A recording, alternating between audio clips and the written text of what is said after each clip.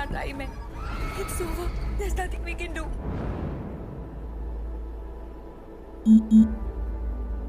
Inspired by true events. गलती चाहिए। इसका मतलब ऐसा असली में होता है, inspired by true events.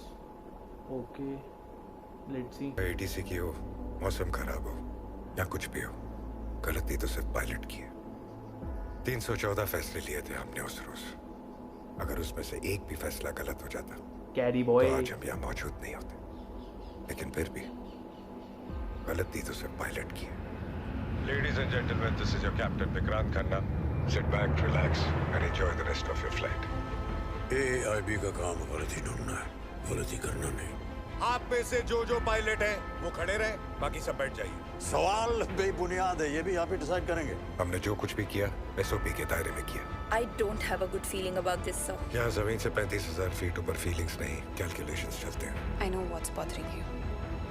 But I love how the media is treating your pilot. कुछ समय के लिए पायलट जो है वो यात्रियों के लिए उस भगवान की तरह हो जाता है जिस पर वो आंख मूंद कर अपना भरोसा करते हैं। Did you choose runway 34? यहाँ पहले से फट रखी और मत फाड़ो। या उस रात फ्लाइट में आपने PC? Of course not. Company को इतनी सी भी आँच आई, ऐसे सोचना भी नहीं कि तुम बच गए। Brace for impact. मौसम और इंसान जब मिलकर गलती करते हैं ना तो it's a sure shot recipe for disaster. पता नहीं माँ, कभी कभी मन करता है सब कुछ छोड़ के भाग जाऊं। आपकी कंपनी की पॉलिसीज में अच्छी तरह समझ चुका हूँ। अगर पायलट बच गया तो पायलट पे ब्लेम डालता हूँ, और अगर मर गया तो पायलट को ब्लेम तो करना है ही।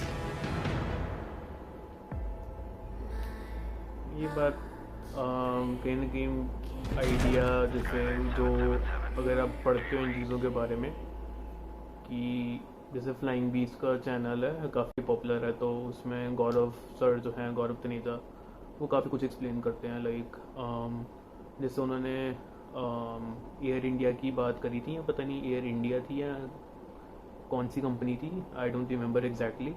मैं नाम भी नहीं लूँगा क्योंकि जब मेरे को उतना एग्जैक्टली नहीं पता। तो उन्होंने भी वही सेफ्टी की बात करी थी कि बहुत इश्यूज होते हैं, प्रॉब्लम्स होती हैं, तो बहुत कंपनीज कॉस्ट कट करने के लिए सेफ्टी को नज़रअंदाज कर देती हैं, और पैसेंजर्स की लाइफ जो होती है वो बहुत ज़्यादा रिस्क में आ जाती है। लाइक बहुत रिस्की काम है। तो ऑब्वियसली यार पायलट के हाथ में है पूरा जहाज़। अब जहाज़ कंपनी तो उड़ाने नहीं लगी, पायलट्स ही हैं इकलौते, और they are also just doing their job.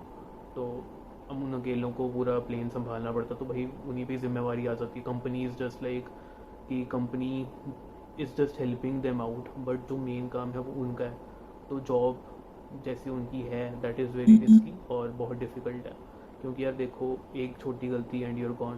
Passengers तो गए, बट मेन अगर पायलट ही नहीं कंट्रोल कर पाया तो कोई भी नहीं बचेगा। सिंपल सी बात है। पैसेंजर्स की तो बात ही छोड़ो, पूरा प्लेन ही ख़त्म है और फिर पैसेंजर्स तो भाई कहीं बचेंगे। तो पायलट की बात है सारी, पायलट को ही करना पड़ता है। तो it's sad.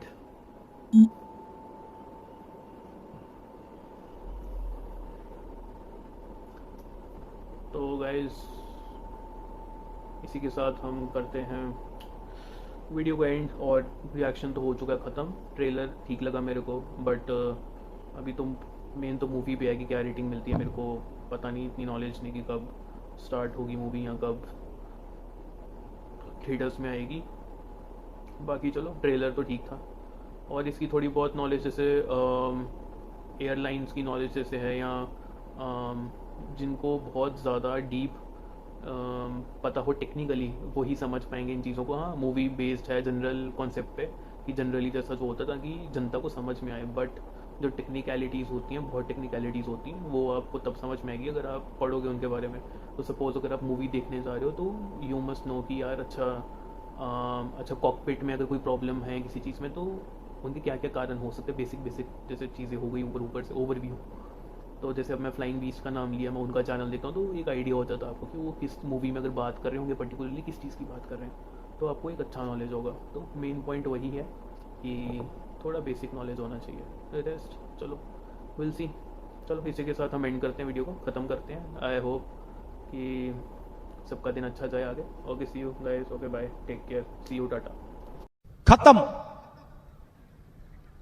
Bye bye, ta-ta. Good bye, गया।